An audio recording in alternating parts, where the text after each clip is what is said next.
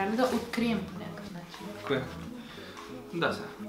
Понеже напоследък прекараме доста време от дома, тъй като Ричи е болничен и сме всички вкъщи, днес се заприказвахме на една тема, а именно различните неща, които хората, които не познаваме, казват за нашите деца. И заправихме кратък лист с всякакви щуроти, които сме чували от непознати хора. Редовните са по адрес на Ами и винаги става въпрос това колко леко облечена. Ето ви няколко. Много е голичка. Кръста й се вижда. Няма ли да изстине? Къде са ръкавичките и шапката? Защо не е завита? Често ни питат. Кръста й се вижда. Няма ли да изстине? Не, няма. Ами, защо не носи шапка и ръкавички? Няма ли да измръзнат ръцете и ушите? Не. Не ли е леко това якенце? Не. Защо не е завита? Защото е топло. И подобни. Други въпроси, които много често ни питат относно Ами са: момченце ли е? Не. Категорично не. Момиченце ли е? Да. Защо ни задава този въпрос? Няма много коса. Ами тя е на година и половина. Не знам колко коса трябва да има, за да прилича на момиченце, при положение, че е облечена често в розово или червено. И това искрено много ме вбесява, защото винаги възрастни хора напитат дали е момченце. Неискашното беше: ама тя е много самостоятелна, как така я пускате сама да ходи? Тя е на година и половина. И моето любимо, тя може ли да ходи изобщо? Тя е на година и половина. Може. Може да ходи, може да пада. И може да става.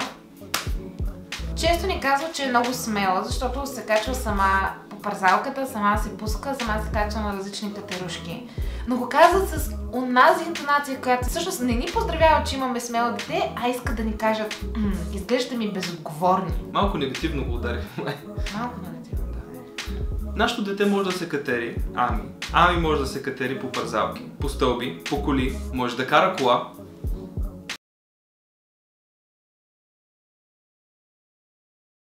И между другото, докато тя се катери, ние не стоим на 10 метра от нея, а зад нея. Понякога. Аз не стоя за нея. Аз стоя. Но не я подпирам, а оставам сама да се качи. И ако видя, че пада, я хващам. А ако падне, я вдигаме. Или сама става. Да. Моят любим въпрос: кога ще има трето? Няма да е скоро. Не, отговорът е: когато вие имате трето, тогава и ние ще помислим за трето. Това не важи за Джеймс и Ника, които имат 3. За всички останали важи. Ето и няколко и заема. Те не са толкова много, но може би защото тя отскоро е Жива. Любимото ми е, понеже ние често носим слинг: ама аз си помислих, че това е кукла или куче. Защо бих изкарала кукла? Защото навънка е 10 градуса и вместо да си закопча якито, предпочитам да нося кукла в слинг или в кенгуру. Това е много яко. Или кучето ми. Кой ще носи кучето в себе си? Защо? До гърдите си, пред себе си. Защо?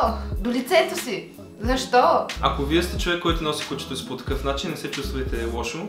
Просто е странно. Просто е странно. Да, просто. Малко е странно. Това не означава, че не ви уважава. Но ние не познаваме такива хора. Друго любимо ми е: не ми я давайте. Аз познавам такъв човек. Който си носи кучето така. Не, съжалявам. Друго любимо ни е: о, не ми я давай, ще я щупя. Мисля, че ще я щупя. На което Ричи отговаря: Пробвал съм, не става. Шегувам се, не си бием детето още. Малка е, но няма да я щупите, повярвайте ни, доста са здрави. И заработката е перфектна. Story time. Наскоро се срещнахме с едно семейство, съвсем случайно в магазина, след като се напазарувахме. Те ни попитаха веднага, след като видях: о, вашите деца имат малка разлика, нали? Година и 3-4 месеца. И ние казахме: да. Те ни казаха: да. И нашите момичета имат такава разлика. Изглеждаха доста живи и добре. Възможно е. Оцелява се. Има шанс. И за нас. Чакай, казали на колко бяха тяхните деца? Може би на 5 и на 4. Повече като на 6 и на 7. Окей. Има надежда и за нас. С това ще приключим нашия... Чакай, може да кажем нещо положително. Какво положително? Чул са 2 или 3 пъти хората да ми кажат, че имам много хубаво момиченце. Реферинг като хора. И това е! Като цяло хората са странни и обичат да се месят доста в отглеждането на децата. Благодарим на всички изказали мнението си, но... Без тях този клип нямаше да бъде възможен. Да. Между другото сме болни. Да. Затова Ами изглежда по този начин. Да. Кажи чао, тате, кажи чао. Чао. Кажи чао, чао. Чао.